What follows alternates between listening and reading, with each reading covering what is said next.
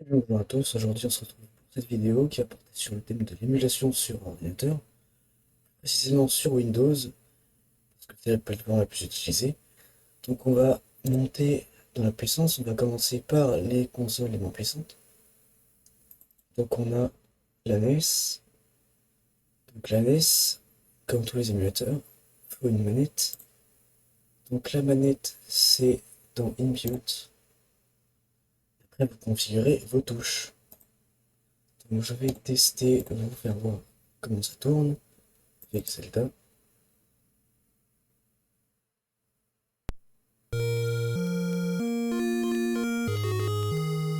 Voilà, c'est peut-être un petit peu fort le son. Voilà, donc ça tourne correctement.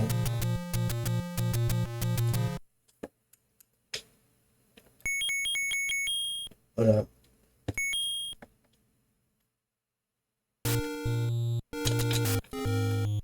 pas besoin de plus. On a déjà assez pour vérifier que ça marche bien. Ça fonctionne. On passe à la suivante. Très grande sur la Super NES. Donc c'est pareil. Dans Input, ce sera pas forcément dans les mêmes menus, mais ce sera partout le même titre, Input. Donc ce sera là c'est Input Configuration. Après, vous mettez toutes vos touches. Très bien. Là je vais tester un jeu avec les F0.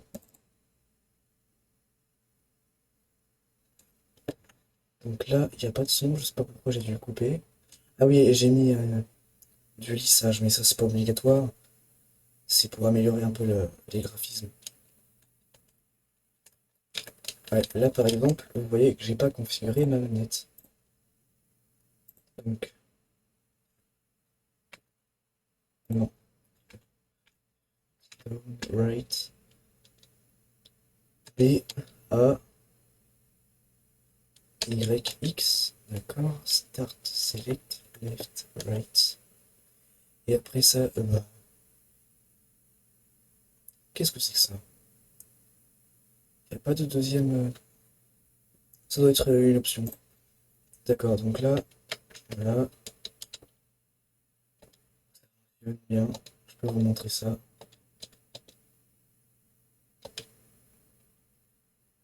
Après, le son, c'est pas grave, hein, vous pouvez le remettre, c'est juste un paramètre. Ah oui, j'ai appuyé sur une mauvaise touche aussi.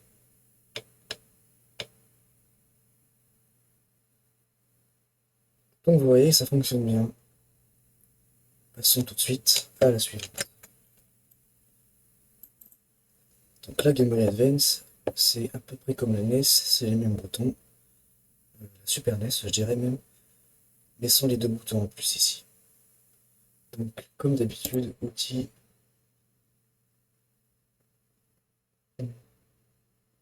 C'est un petit peu plus compliqué sur celui-là.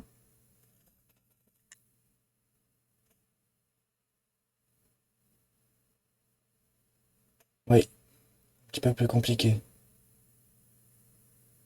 Euh, Embêtant ça.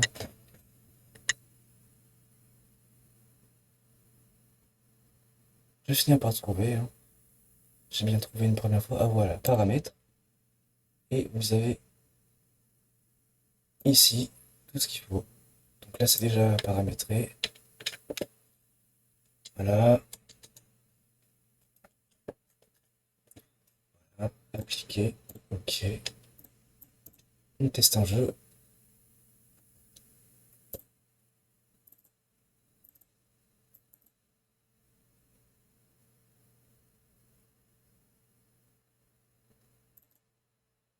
Allez, on va tester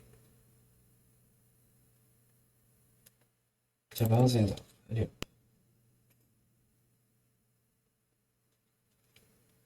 c'est exactement celui que je voulais, mais il est bien quand même. Donc cette fois-ci, il y a bien du son. Si on crée un personnage, vous pouvez voir que les trucs fonctionnent. Les sauvegardes fonctionnent également, et le jeu se lance.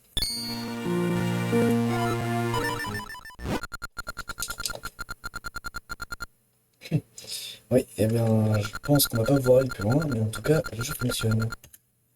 Passons tout de suite à la suivante, la Nintendo 64. Donc, moi, je vais vous montrer que des consoles de Nintendo en émulation, parce que c'est les plus émulés. Mais je vous montrerai à la fin RetroArch. Cette fois-ci, il y en a bien plus, en fait, il y a quasiment tout. Donc, avec ça, vous pourrez jouer à absolument toutes les consoles. Donc, elle ne dépasse pas, je crois, la génération de la. Je crois que tant que ça reste au niveau de la Wii et de la GameCube, ça passe.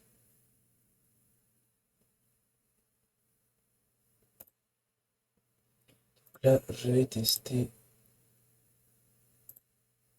Je ne sais pas quelle est la différence entre celui-là et celui-là.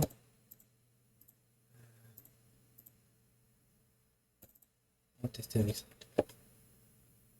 Donc, oui, j'ai rajouté des shaders sur ce jeu pour que le jeu soit plus joli. Si ça vous intéresse, dites-le en commentaire. Je vous ferai une vidéo pour vous apprendre à faire ça. Donc le jeu se lance. Vous pouvez voir, pour ceux qui connaissent, que l'intro déjà est bien plus jolie.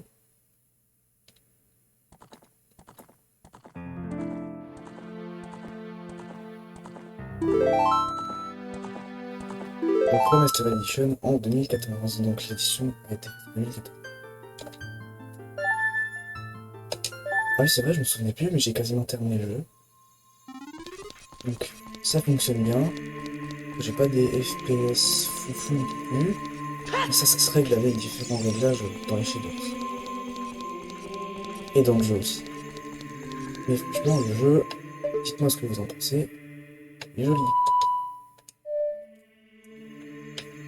Donc voilà, fonctionnel aussi. Passons au suivant. Donc la DS, c'est un peu la plus compliqué, j'ai envie de dire, à jouer sur le PC parce qu'il n'y a pas d'écran tactile, du coup on est obligé de faire ça à la souris. Donc pour les touches, pareil, config.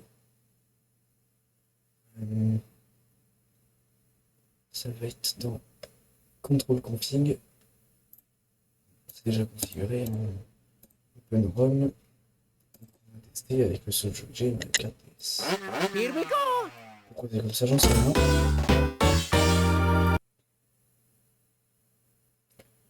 Alors.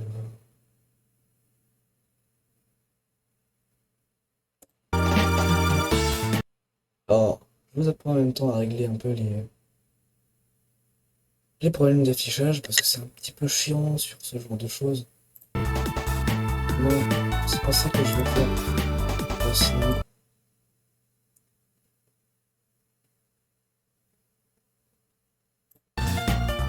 c'est toujours pas ça, non?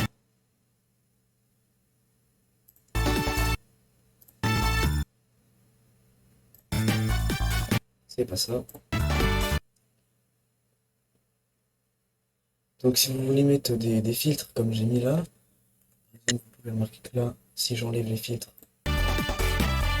déjà, ah, oh, c'est bizarre. Je savais pas que ça allait faire ça. Donc si je mets comme ça, là, et je sais pas pourquoi il me met. Pas grave. On va quand même aussi jouer au jeu, je règle ça. C'est mon problème. De mon côté. Là, je vois pas trop ce que je choisis, mais c'est pas grave. Le but n'est pas de savoir, mais de tester.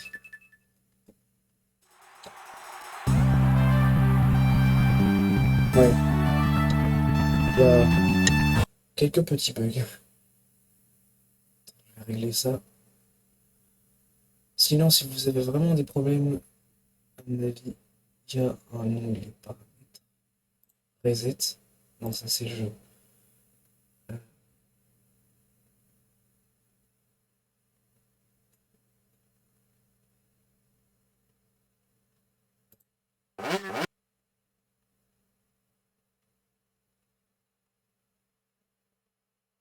Je pense que c'est ça.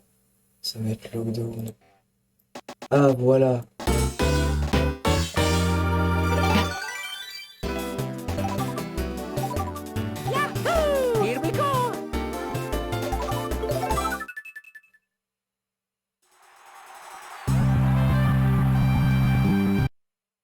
À mon avis, ça va être à cause de ça.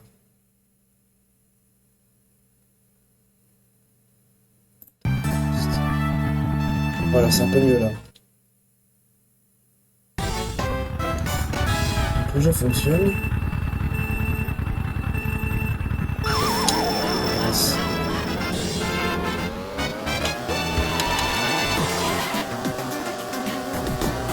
Il marche pas à son maximum, mais ça je pense que c'est le paramètre qu'on peut.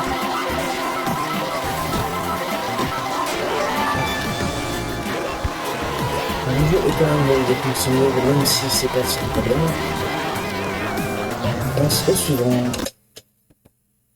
Donc le suivant, c'est la GameCube. Ça va commencer à devenir un petit peu plus compliqué au niveau des réglages de touches. Donc là c'est dans outils. Ouais, c'est dans manette. Voilà, directement là. Donc, vous faites là, si vous avez une manette contrôleur standard, si vous avez un clavier souris, clavier, voilà, configuré. Et là normalement tout est déjà configuré. Si je bouge le joystick gauche et bouge le droit, la croix directionnelle elle réagit. Les boutons aussi. Les gâchettes sont progressives et elles fonctionnent. Et est-ce que le vibreur...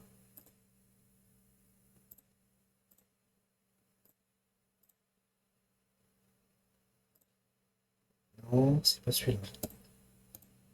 Ce n'est pas celui-là.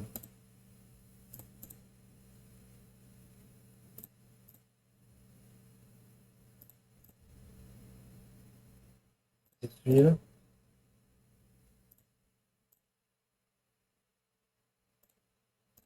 Bon, c'est pas grave, on n'est pas venu là pour tester les vibreurs de la manette.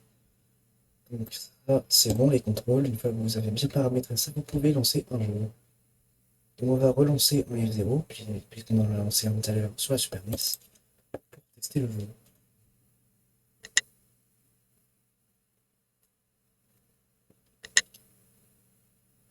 Donc les FPS sont assez stables et hauts. 60 Hz. Qu'est-ce que c'était bien le mode 60 Hz? C'est pas comme sur la Switch. Ça n'empêche pas d'avoir 40 FPS.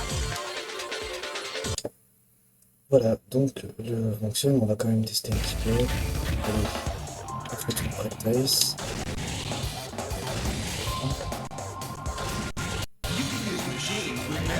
J'aime bien celui-là.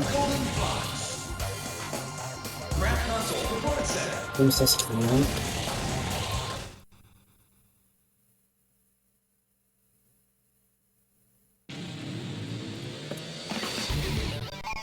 Qu'est-ce qui était bien ce jeu? Dommage qu'il se soit le dernier en date.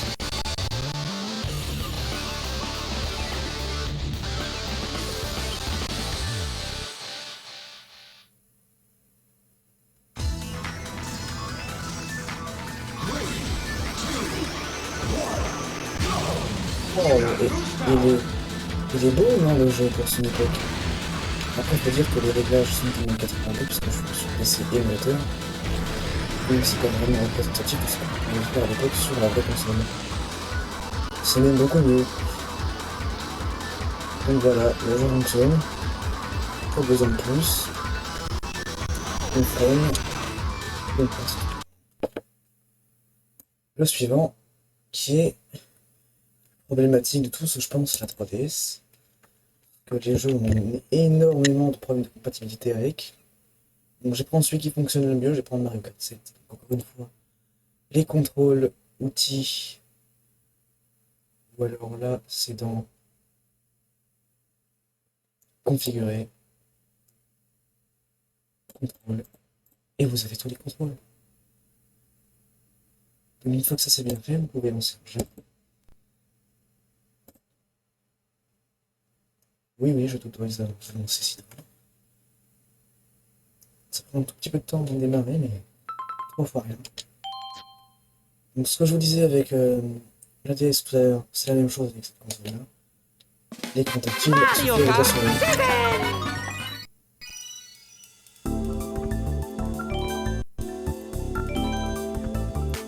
Mario!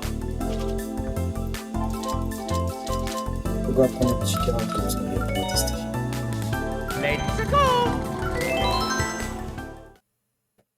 Donc en plein écran c'est beaucoup mieux.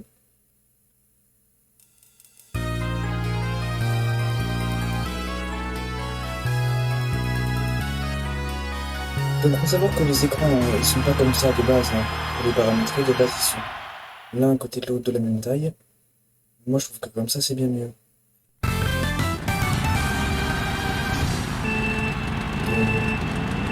Go. Et bien sûr j'ai écouté comme tout à l'heure.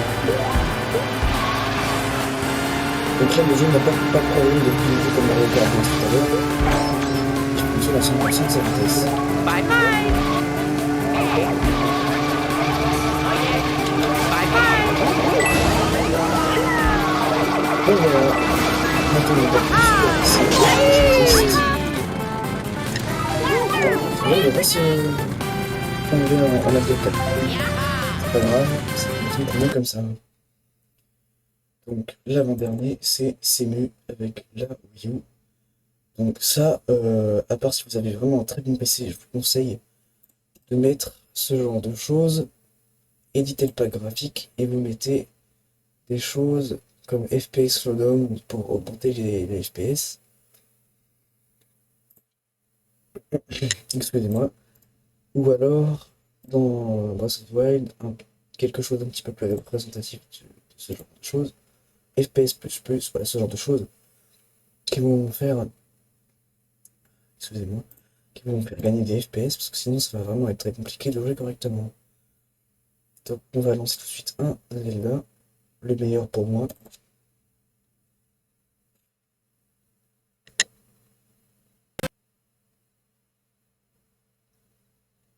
Il faut savoir que les contrôles c'est la même chose que d'autres films, vivre de la même façon.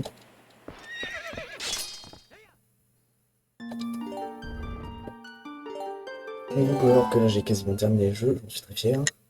C'est la deuxième fois en plus. Et bah j'étais fier juste avant de changer cette partie donc. Et nous voici dans le pire endroit du jeu, le pire temple possible. Vraiment, cet endroit, c'est le pire du pire du pire du pire. Mais bon, le jeu fonctionne, je suis à 30 FPS, c'est normal, le jeu est bridé.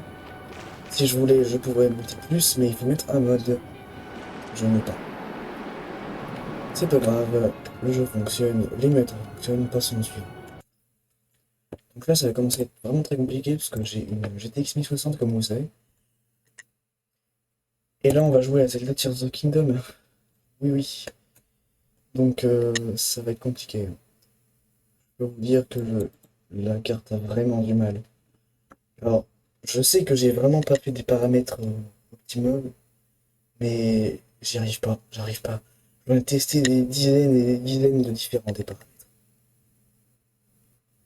Et j'ai jamais réussi à aller un peu plus haut que ces FPS là.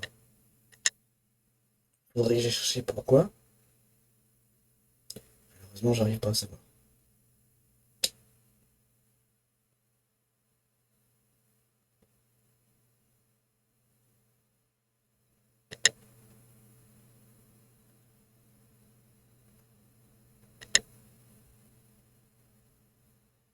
Mais c'est un petit peu long comme vous pouvez le voir, hein. Ça prend quelques temps. Et ça se charge très rapidement après.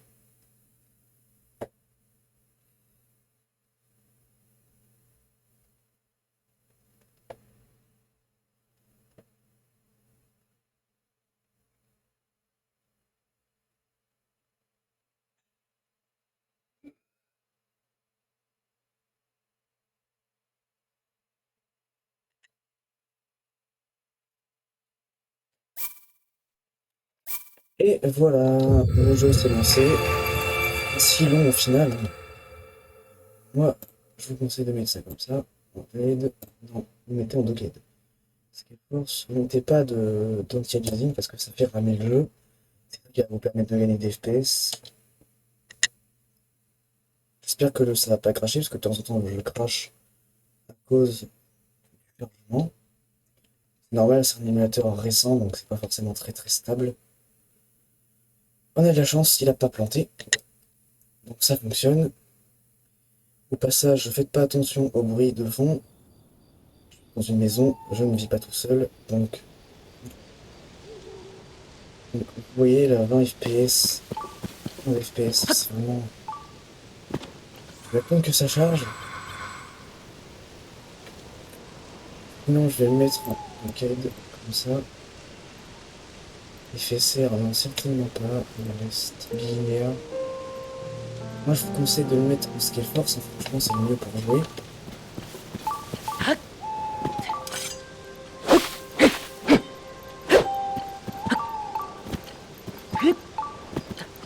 Après il y a des réglages à faire hein, pour avoir mieux, mais le jeu fonctionne quand même, et validé.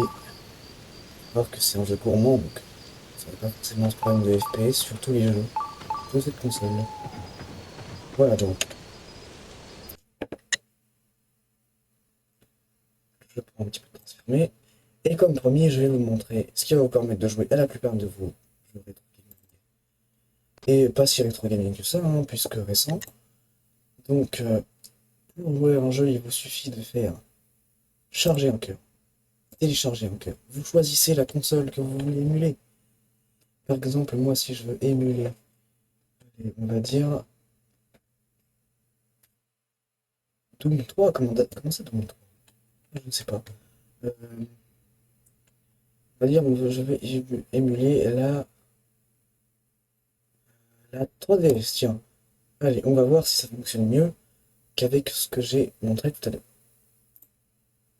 Après, on fait charger du contenu. On va dans les ROM 3DS.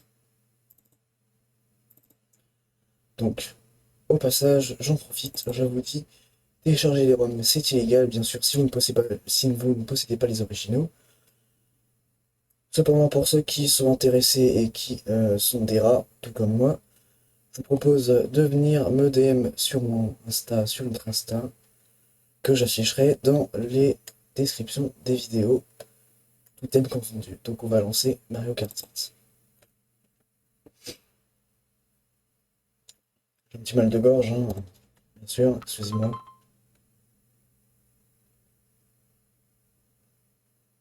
Ah, j'ai l'impression que le jeu a du mal. Oui, j'ai tout comme l'impression que le jeu a beaucoup de mal.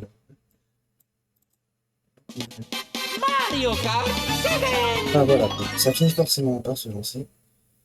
C'est une question de temps. Mario! Ouais, les paramètres sont pas aussi jolis que ce que je vous ai montré tout à l'heure. D'où l'intérêt d'émulateurs un peu, on va dire, spécialisés et pas d'un cluster en tout en un.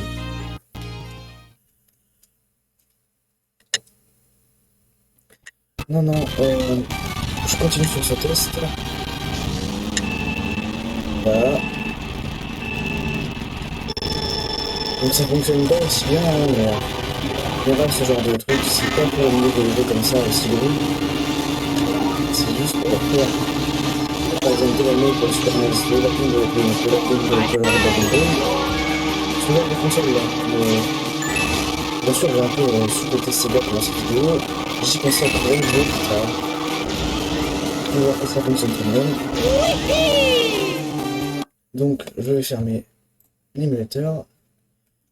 Et pour tous ceux qui ont des questions ou des problèmes, je vous suggère de venir encore une fois sur mon Instagram. C'était